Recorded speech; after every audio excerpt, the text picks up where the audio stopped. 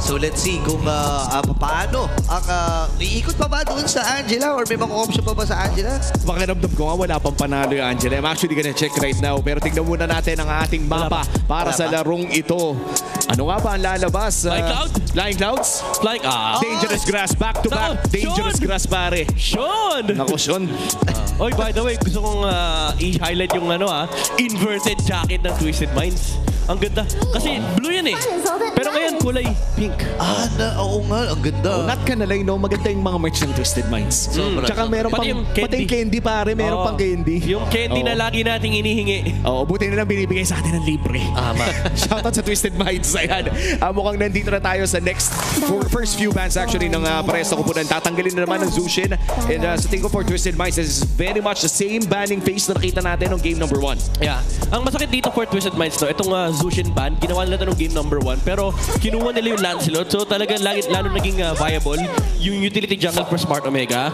Pero ngayon, nakaban yung Zushin, parang pasado ko pa rin kunin yung Lancelot. Kasi kapag kinuha mo yung Fredrin, binigyan mo ng Lancelot si Ryzen. So stuck pa din dito yung Twisted Minds. Okay, kukunin namin yung Lancelot. Now, Smart Omega, they can just repeat what they did nung game number 1. Kunin nila yung Fred, pati na rin yung Harith. May option ng YSS. Pero kasi kung gusto mo ng bruskuhan, napakaganda talaga ng Fred rin. Ayun na ang kanilang kukunin. Kasama ba dito ang isang Harith na kanilang pinagana nung game number 1? Wala namang Flying Clouds eh. Oo nga. Sakto na yan, pare. Kaya na yan. The Cloud Prince of Philippines. The Netsky. Si Netsky. Ayan na, Harith back in.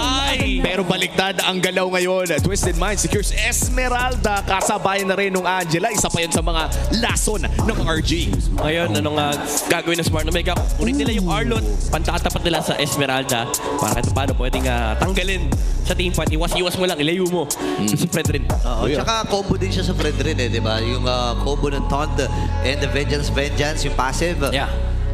Ngayon ang question is, it goes down to what do you want to do against this Angela? Kasi again, may option ka pa naman na kunin dito yung Valentina para kay Haji, para kahit paano may kopya ka ng hard guard.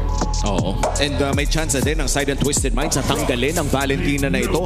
And with that, Omega, sila mismo magtatanggal ng Baxia dahil wala naman ata silang balak na kunin ito. Wala pa rin naman kasing, actually, no, but, well, pwede namang Baxia roam.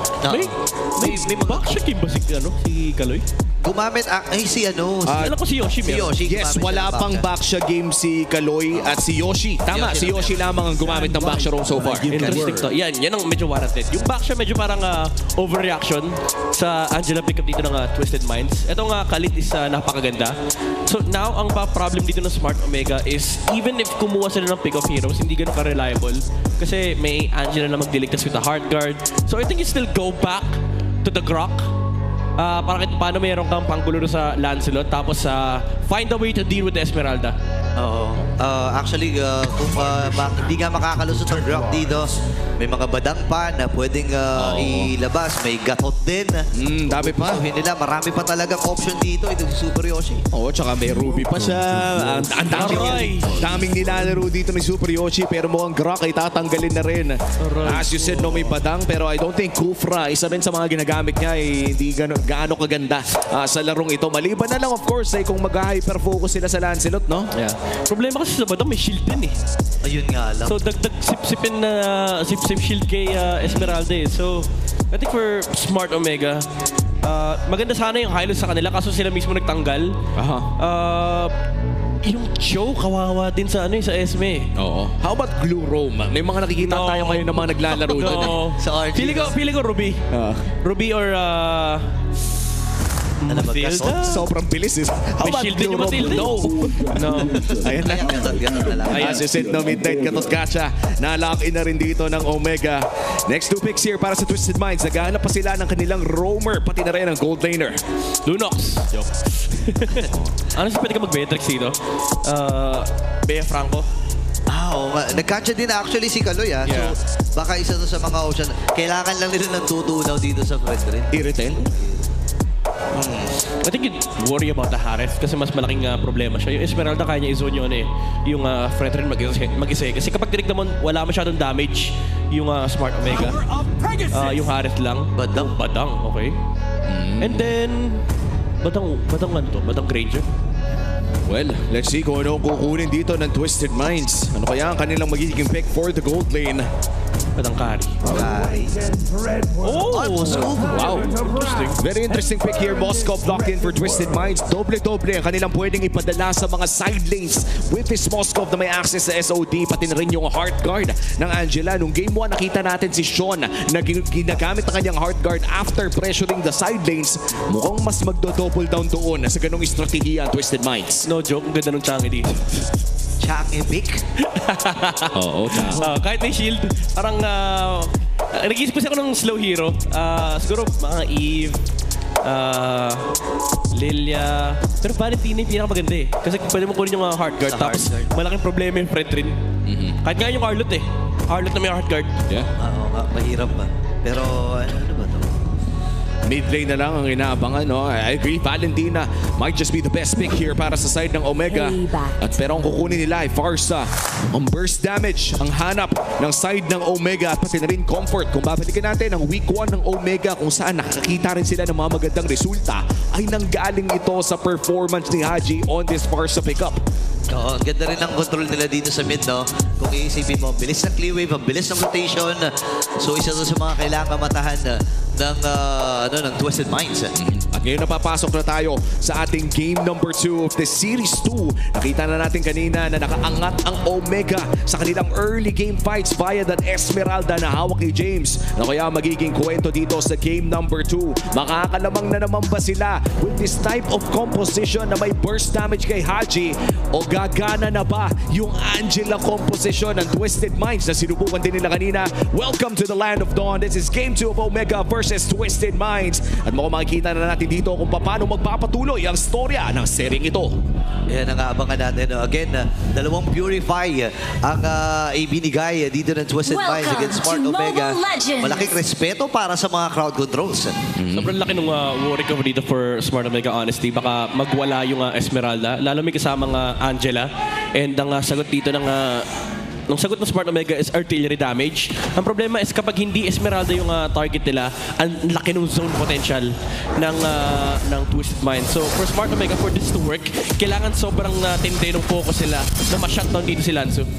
And so far, no, nakita din natin kanina sa game number 1 na napakainit maglaro ni Lanzo, especially kapag nakapatong sa kanya Angela on that Phobius. Paano pa kaya ngayon na Esmeralda ang kanyang hawak? But great pressure mula dito kay Haji at nanakaw pa nga niya yung scroll crab na yun na nagagaling sa top lane. May ganun palang play, no? Pag may balbas yung turtle pit, pwede ka magnakaw ng XP crab ng ganun. Pwede mo kasi taguan and walang ideya yung kalaban. Pero ngayon, clear wave. Pangunguna na naman dyan ang Smart Omega.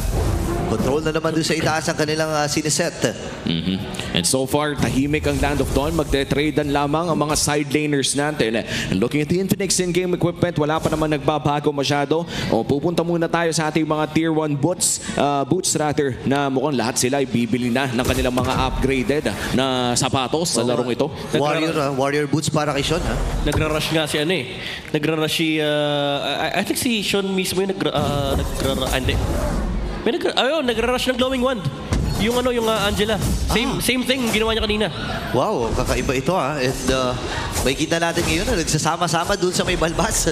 Ayan na. The bush, pero yung tot, hindi tumama! Parang dito kay Kaloy, kamunti ka na. Ryzel level 4 na rin naman, makikipagagawan dun sa crab. Pero magtatagumpay pa rin doon ay si Lanzo. Buhay na ang pagong at nakapwesto na rin dito magkabilang kubunan.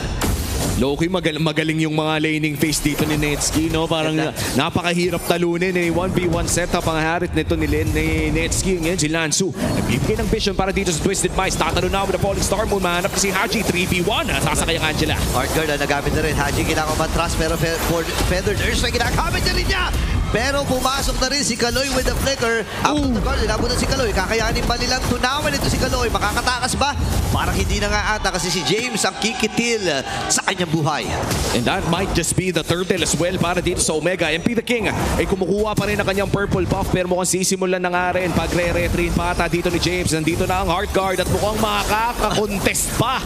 Pero hayaan na lamang yan. That should be a turtle secured for the side of Omega. Okay, Lanzu. Akala ko papasok pa siya eh. Hindi na. Wala na rin siyang pantakas if ever man eh. Pero ito, wala atang takas dito ay wala iba kundi si Lansu. Retribution actually nagamit ni Ryzen pero tumama doon sa Crab. Hindi sa slow para dito kay Lansu. Pero si Netsky, napakaganda talaga ng control din dito sa lane niya, no? Kaya nga laki nung factor na lamang si Netsky dito versus Nosha. And medyo weird din yung naging approach kanina ng Twisted Minds na nag-all-in si Lanzo at pag na rin si Sean pero hindi rin nag-contest si MP the King. So may konting disconnect gustong plano dito ng Twisted Minds. Kaya naman, even though napatay si Haji, fortunately for him, naka-lethal ignition yung Farsa. So umabot yung huling proc ng damage para mapatay yung Esmeralda. And it allowed Ryzen to just take this turtle. And good quick decision din mula kay Haji na alam niyang hindi na makakatakas pa. Ilapag mo na lang yung Fairy Day Strike mo as much as possible. At katulad na lamang ng sinabi ni Midnight na lethal ignition taking the kill. And ngayon, lamang ang Omega ng 700 gold dahil sa winning team fight na yon. Kapares na rin ng pagong na nakuha nila. At isang minuto pa naman bago natin makikita ang susunod na turtle natin. Napakatahimik ng larong ito. Wala masyadong nagsasakitan. Wala masyadong may sumusubok. Literal, nag-aantay lang tayo ng mga objectives natin. Okay, kung ikukumpara natin nung game number 1 ay talagang may action. Ngayon, nagamit na rin yung hard guard. MP? Sabay SOD pero walang tinamaan itong si Nosha. Nakatawi pa rin ang mga miyembro ng Smart Omega pero susuko na rin sila at hindi na nila ilalaban ito. Wala talaga nangyayari pare. Nagkakaroon lang ng mga kumbaga pagka-counter ng mga engages. The moment na may mangyari doon sa kabila, mag-heart guard si Sean tapos wag na lang. Hindi na lang tinutuloy. Kasi sabayan din kapag naka-hard guard yung extra shield din, no? To be fair, if you're Smart Omega, medyo happy ka na hindi gumagalaw yung Esmeralda dito sa mapa. So kahit paano nakakapag-pressure ng konti si Ryzen, napipilitan na mag-react si Lansu. And then si MP Taking hindi rin na nagwawala basta-basta yung Lancelot niya. Kasi again, ang pinaka-importanting factor dito sa Smart Omega is papunta sila sa window na kung saan magkakaroon na ng timing dito si Netsky and ang laki ng lamang niya versus the Moscow. Okay, Predator check, nagamit din. Si Galoy. Ay, naku, natabutan ng final slash. Buti nilang may sunog mula doon kay Haji. Ngayon si Lanzo, ipapasok din James as well. May sasalubungin na rin siya. Yung pinaking, kailangan matras. Tapak Cyclone Eye, papasok si James. Ngayon pupuruhan na ata nila. Nagamit na rin yung hard guard. Kakayanin ba dito ng Smart Omega? SOD. Mama rin yung SOD. Aray ko! Pero dapat sa kapasyan ng operations one. Pero flicker from James. Kasabay pa nga ng was MP the King ay tumatahi-tahi na rin. Tatlong miyembro pa ang available. Netsky na dito rin. And si MP the King ang nagtagumpay. Kailangan ba ito si Haji? Flicker and Wings by Wings.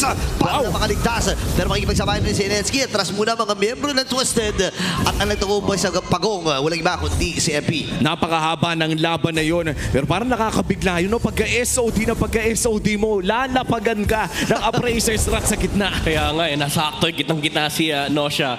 Fortunately for them, ang laki nung effect talaga nung Esmeralda dito sa team fight ng Twisted Minds. Napapaba nila yung buhay ni Ryzen. Even though ganda rin ng play na ginawa ni James, hinabol niya si Nosha doon sa gilid, even committing the flicker. And for Smart Omega, this is very big for them kasi papasok na sila sa timing nila. Pero in Twisted Minds, again, masaya pa sila eh. Kasi nararamdaman pa rin nung Fredrin na medyo mahirap nga talagang tangkihin itong Twisted Minds. And ang ending, kapag tinangkin niya lahat ng yan, susceptible siya mapatay ng Lancelot. Oh, and so far, looking at the items dito para kay Sean, para bang naghihintay pa rin siya para sa kanyang second item na most likely magiging Flask of the Oasis o kaya Talisman. But so far, yung cooldown talaga ng kanyang ultimate ay hindi na talagang kailangan bilangin pa. Ito yung literal na kapag nakita mong nag-heart guard ay hindi mo na i-call na nag-heart guard na to, pare. Oo, sayang lang sayang sa laway. Sayang laway. Pero maagang pagkakabasag. Actually, trading lang para sa magkabilang kupunan na ito. And napakaganda cross-map play for both teams. Kaya naman equalize na naman ang ating laro. At mukhang may susubok dito sa mid lane. Pero hindi pa rin matutuloy ang laban na yon. Feather Airstrike and the final slash expended. At mukhang lalabas na rin yung mga battle spell nila within 20 seconds. So, unting silip muna sa ating Infinix in-game equipment. Correct me if I'm wrong, Midnight, Flask of the Oasis ata patungo ang ating Angela for secondary item. Yeah, additional shield para sa kanyang sasapian. Interestingly enough, hindi nag-rush ng dominance dito si James. Ang pinili niya is Brute Force Breastplate. Siguro ang iniisip niya dito is yung chase potential dapat sa Moscow at sa Lancelot. Yun nga yun, pero sabi na MP the King, sige nga, subukan nga natin Netsky. Pero atras muna si Netsky. Pagong ay pupuntahan na rin ng barangay at wala atang contest na magaganap versus ang magiging call. Pero mo, binuhusan na rin nila ng mga skills dito ang Pagong para hindi umabot si MP. Wow. Ganda rin kasi noon eh. Ganda nung abang ni Super Yoshi. Alam niya yung dadaanan, yung access nung Lancelot ay naka-threaten yung Unbreakable. So, taas ng confidence ng Smart Omega na i-burst yung turtle. Kanina pa ginagawa ni James to yung lalagyan niya ng mark, marka yung minion wave tapos magbe-vengeance and then nang sa threaten siya ng final slash. At parang naiilang na nga pumwesto ang Twisted Minds dahil isa rin lang naman yung pwedeng sabihan ng Angela. And kung sabihin natin ma-displace ang isang target katulad na lamang ni Kaloy o Lansu, ibig sabihin niya ay mawawalan ng Heart Guard si MP the King na I would say pinaka-importanting parte ng kanilang lineup sa ngayon in this area na nagto-turtle pa. Pero sa ngayon na Lord na ang paglalabanan, babalik na naman sa 1,000 ang kalamangan ng Omega. At mukhang ang bagal talaga ng takbo ng ating laro. It's 9 minutes in. At 6 na kills pa lamang ang ating nakikita at hindi pa nga nababasag ang mga first tier turrets natin on multiple lanes. Yeah, honestly, even if malaki yung kalabangan dito ng Smart Omega, even if they're stronger in a team fight, kailangan at some point talaga kumuha sila ng towers kasi baka by the time na nakuha nila yung, let's say nakuha nila yung Lord tapos nag-push sila tapos di naging successful, baka tumawid sila sa window na kung saan lumaki din yung farm nung Moscow. So sobrang importante for Smart Omega na simulan nila yung pressure ngayon, keep the towers down para at least hindi makapag-farm or hindi lumobo yung farm ni Nosha. At saktong-sakto, yun na nga kanilang ginagawa ngayon. Omega babakura na ang turret na ito. Pero mukhang dedepensa na ito ni Lansu. Here comes the Heart Guard. Mukhang papasok lamang si MP the King. Available na nga rin ang kanyang puncture pero mukhang may sagot na agad ang Twisted Minds doon sa baba. Konting trabaho, si Kaloy ay nahanap. Pero mukhang makakatakas din naman ang badang na ito. 15 seconds bago lumabas sa ating pinakaunang Lord ng larong ito. At mukhang saikuhan ang call ng parehas ng team. Trabaho lang si Nosha dito no? And mapipilitan mag-react actually yung ilan sa mga miyembro dito ng Omega. And ngayon, available na rin ang Oracle para dito kay, kay James. So lalong ihirap tunawin itong Arlot na to. Yeah. Tapos na rin naman na yung flask para kay Sean. So, medyo lalaki yung effectiveness nung Angela. Especially yung kung sino man yung kanyang sasapian. So, most likely, it's gonna be either Lansu or MP the King. Pero ayun lang! Buhay si Haji. Naramdaman niya yung Thorn Rose and Puncture. Sabay normal heals. Kailangan niya mag-replenish ng buhay. May idea dito ang Twisted Minds. Walang Feathered Airstrike for the next few moments. Pero wala silang kakayahan na hawakan at ituloy itong Lord na to. Yun din kasi talaga yung masakit sa Lancelot no? Yung kapag natamaan ka tapos wala kang kasama, ay pwede ka pa niyang sampalin siguro ng mga 1 or 2 times. Which most cases, no, kapag mage ka o marksman ka, sapat na para either mag-burn ng flicker o mapauwi ka. In which case, napauwi naman si Haji. Pero mukhang dahil nandito na nga ang Lord na ito, ay magpapadala ang Twisted Minds na napakaraming miyembro doon sa may bandang Lord Pit. At dito na siguro pumapasok yung advantage na pinag-usapan natin kanina Midnight na pwedeng ipadala yung Angela sa malayo kasama ng Moscow. Kaso ang problema yung hindi rin nila magawa yun kasi hindi nila makita yung Harith. So ngayon, ang makakapagsimula ng slow push ay si Netsky. And ang problema is kahit sino pa dala ba dyan, Moscow or Angela, malaki yung lamang ng Omega enough to actually just force the fight into this Lord Pit. Okay, ngayon hahawak ulit si Ryzen. Tiwala naman siya kasi may Guardian's Helmet siya. So Super Yoshi and James, aabante na. Sisimulan na ata nila itong aksyon.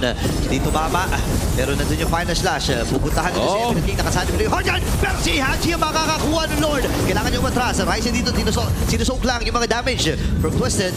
Pero sabi nila, sige, lalaban tayo. Ang baba na ng buhay.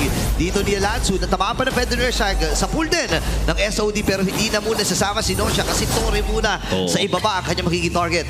At mukhang doon sa trade na yun, Omega, pinili na lamang nilang kumuha ng Torres sa baba at hindi na sila papalagpas sa unang Lord ng larong ito. And for Omega, tuloy ang pagpupush. Nandoon sa top, nagmamarcha ang Lord. At mukhang magpapadala sila ng mga miyembro dito sa may bandang mid lane. Ito lane push ang niluluto ng Smart Omega.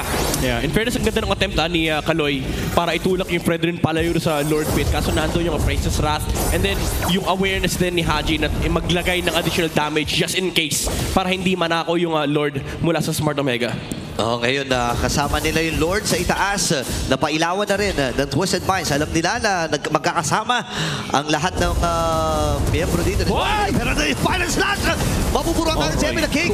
At namaalam kagad ng jungler Mapipigilan ba nila ang pagpulusok dito? Wow! Pasok din si Ryzen with the Todd. Ang Guardian, walang tinamaan. Pero si Galoy ay ipapapaflicker. Sorry. Then buhay pa. Itong mga miyembro ng Tosha? Twisted. Tosha at si Sean nakakuha na ng kill. Lord ay buhay pa rin naman. Densky, tatower na lang doon sa gitna. At sabi ni Ryzen dito, sige, mamaya na natin pasukin. Si Sean, Kaloy at Tosha na lang ang natitira. And there's strike. Aray At ko. si Tosha ay namatay. May wave sila sa gitna. May dadala pa ata dito sa may bandang ibaba. 7 Power seconds lock. para kay Emmy the King. At base lock na ang magiging call ng bagong barangay. 2-0 sweep ang ipapakita ng Smart Omega sa kanilang opening game dito sa week number 6. Twisted Minds hindi nakahanap ng kahit isa.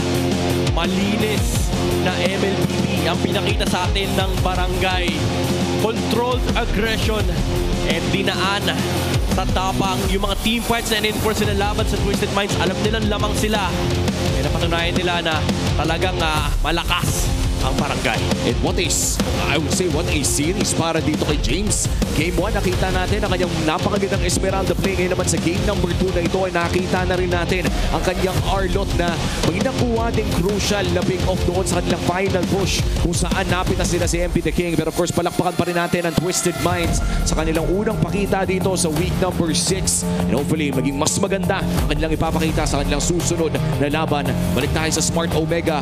Smart Omega so far, dahil sa pagkapanalo na yun ay makakakuha ng isang puntos, which means na I think masasabayan na ata nila ang puntos ng Twisted Minds dahil mapupunta, hindi, magiging 4 points ang Omega and 5 points pa rin ang Twisted Minds. Yeah, well, ang importante naman dito ay nakakapondo ng puntos paunti-unti itong Smart Omega at masasabi natin na nasa linya pa sila ng mga teams na may posibilidad na makapasok dito sa playoffs. And yun naman talaga ang pinaglalabanan nila yung sabihin natin 4th, 5th, and 6th na seed na kung saan ay may chance kang makalusot dahil dalawa ka lang naman na malalaglag dito.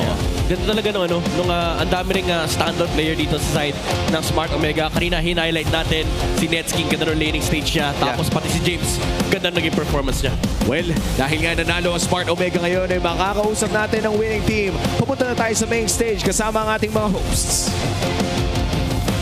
What a wonderful performance for your winners, Smart Omega! Boys, this was such an insane performance mula sa inyo. Coach, I want to talk to you again. Given the circumstance nung nabanggit nyo from last week, it was quite a good week for you as well kasi nakakuha naman kayo ng mga panalo nun. But what's the difference from week 6? Yung preparations nyo to be able to do this and get this sweep kontra sa kalaban ninyo? Siguro, mas marami kaming talo ngayon so mas marami kaming natutunan kaya mas mainit siguro kami ngayon sa stage. Yeah, I mean, their losses, yun yung nag-power sa kanila lalo to be able to get this win. And now, pinag-uusapan natin, Hans, ang old gods and current. Pumunta muna tayo kay Haji na matagal na natin kasama sa ating liga. Sobrang dami mong fans today! They're ready today. Wow! May sarili ka pang chant, ha? Haji, bukod sa marami kang fans, we wanna know kung ano nga ba ang masasabi mo sa ating usapin na kaya bang makasabay ng old gods sa current na meron tayo dito sa ating liga? Anong klaseng tanong yan?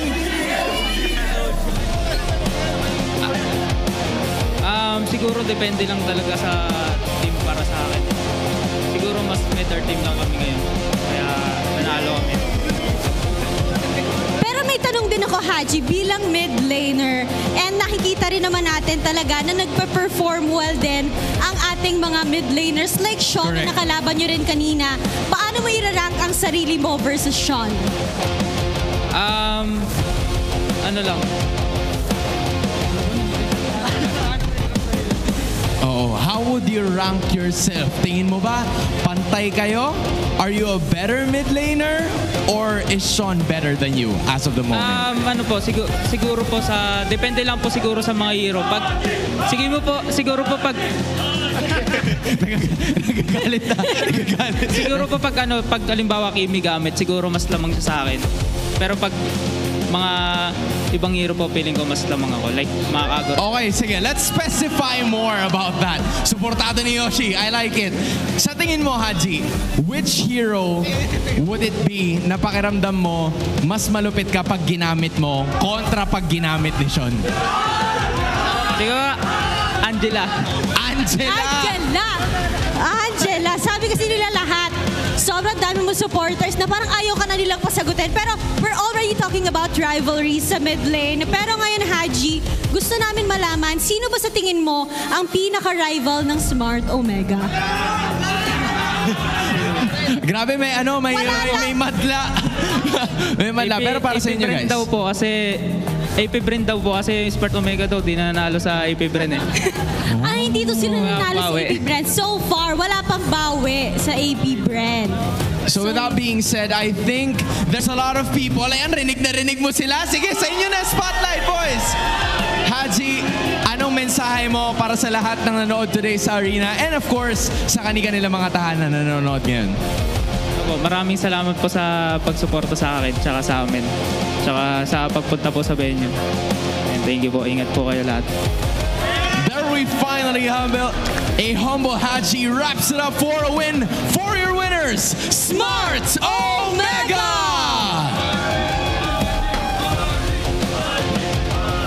This is quite different, Odin, from what we saw over the last weeks. Kasi ngayon, parang nagkaroon na tayo ng sweep which is quite unlikely from the previous seasons. Definitely a breath of fresh air para sa Smart Omega. At nakikita rin natin ang saya ng mga fans nila na nanonood dito sa ating Superfan Saturday. Sa lahat ng kanilang mga sigaw, it has been repaid with a win brought to you by Smart Omega. Let's talk it back to our casters. Maraming salamat sa ating mga hosts, pati na rin sa Smart Omega at pati na rin sa barangay na mukhang nag-iingay na muli. Rinig na rinig ka ng suporta para kay Haji. Favorite part ko sa buong interview na yon nung may tinanong kay Haji tungkol sa kanyang mid lane prowess ay may sumigaw ata ng hindi pwede yan, Haji. Ibang klase. Ganyan kasuportado ng community ni Haji, no? Yung nabuo niyang komunidad na hanggang ngayon kung saan man siya magpatungo ay sinusundan at sinusuportahan siya. Yeah. And ano naman ang daming generation again pinagdaanan nitong player na to. So talagang hindi mo matatanggal sa kanya yung marami siyang supporters. Pero ito rin matindi yung suporta na binigay sa Smart Omega. Yung Arlot ni James. Kanina nung game number 1, binanggit mo to kanina, Womi, sobrang tindi nung kanyang Esmeralda. Dito sa game number 2, ang term na gagamitin ko is nakakatakot. Yung kanyang Arlot kanina. Kasi may part ng game na 2 minuto siyang nasa mid. Ang trabaho niya lang, pre, pag may lumabas dyan, i-final slash mo. Ganun lang, hinahunting niya lang yung mga tao magpapakita sa Twisted Minds. Kahit Lancelot yan, kahit Batang, kahit Moskov, ipa-final slash niya. And ganun kalaki yung pressure na binigay dito ng Smart Omega. Noong mga first few minutes ng game, sige, ramdam nila, okay, may impact yung Esmeralda at yung Angela. Pero ngayon, nag-make sense yung kanilang selection dito na instead of other mages, kinuha nila yung Pharsa kasi ang gusto nila dito is yung pambigla. Basta may makita sila, pwedeng bigyan ni James at pa rin ni Haji. Ang kinaganda sa Esmeralda, even though nakakatakot pa rin naman yung threat nung... ang kinaganda sa Pharsa versus Esmeralda is even though nakakatakot yung threat na matalunan ka, may wings by wings kasi. So may repositioning capability si Haji rito to actually pressure more in terms of team fight and positioning dito laban sa Twisted Minds. Kaya naman nakakailang mag-start ng team fight. Kahit mauna si Lanzo, parang ang daming ways for Smart Omega to actually fight into that. Sobrang ikli ng MVP highlights natin sa larong ito dahil nga sa napaka-konti din ng mga laban na napanood natin in game number 2. And sa totoo lang, no, for this entire series ay nakita natin na sinubukan ng Twisted Minds na magpakita ng Angela composition sa kamay ni Sean. But this was a conversation na nakuha natin kanina no, habang nag-interview sila na parang iba talaga yung laro ng Twisted Minds kapag hindi carry or hindi mage na bumubuhat yung hawak ni Sean. Oo, masasabi natin yan at nakita din naman natin. Para bang pakiramdam ko, nanggigigil na si Sean na makipagsabayan makipagbalog-bugad dun sa mga teammates. Kaya lang ang problema kasi hard. Pag-ibig kasi, pag-ibig. Lang hard guard lang. kumbaga kapayapaan lang no? Yung gusto ng Twisted Minds. Although naging payapa naman yung first few minutes nung game, nakapag-farm naman si Nosha. Ang dilemma was, again, pagdating sa mga team fight, ang laki ng threat nung heroes dito ng Smart Omega, yung repositioning, yung displacement, yung poke range na meron din si Haji. And also, ang unsung hero ko dito is Super Yoshi. Men, yung mga unbreakable niya, every time na may magtatapang si MP the King, nakikita ko si Super Yoshi lagi naka-charge Para sige, subukan mo pasukin to. Tapos ang masama pa nun pare, kung sakaling maiwasan yung unbreakable ni Super Yoshi dito, ay laging ang ganda ng follow-up ni Ryzen. Yes. Yun yung pinaka nakakairita. I feel like any Lancelot main out there, yung mga nag-a-assassin, hindi nila gusto makita yun Yung may nag-aabang pagkatapos ng turn draws mo. Oo. Doon sa sa mid lane, yung saktong-sakto pagka-dash ni MP the King, tinamaan siya ng energy eruption ni Ryzen. Ganun kalala yung control na meron dito yung Smart Omega. And with Super Yoshi doing this time and time again, parang it stops you from pressuring. So ang ending is walang pressure na nararamdaman dito yung Smart Omega, libre yung buhay ni Nets, wala rin Flying Cloud. Tapos yung laro ng Twisted Minds, parang sila pa yung pressure na, oh guys, ano nang gagawin natin? Kaya feeling ko malaking factor yung sinasabi natin na since naka-utility mage si Sean, parang sobrang limited ng moves na available for Twisted Minds. Oo, yung mga limited moves din na nakita natin mula sa Twisted Minds ay kadalasan reaction plays din lang from this Angela. Yun yung pinag-uusapan natin kanina na tila ba'y kapag may nangyayari sa side ng Omega, napapaulti lang at wala nang ibang nagagawa pa ang side ng Twisted Minds. Yeah, grabe yung ngiting walang Flying Cloud. So, nakaharit ako at hindi ako madidisgrasya. And this time around, nalaro talaga ni Nets yung kanyang game. Kaya naman siya ang ating B-Pay Rich Guide. This time around, mas quiet, I would say. Yung naging game dito ng Barangay. Kasi kanina talaga nung game number 1, all-out brawl Sundukan And expected naman natin yun base doon sa naging ikot din talaga ng Twisted Minds. Naging maingat din kasi talaga ang Twisted Minds. Hindi sila nakikipagsabayan kung saan man nagkukumpulan ang Omega, di ba? Yeah. Tsaka props din sa kanya, sobrang laki ng impact. Nung first turtle pa lang, super clear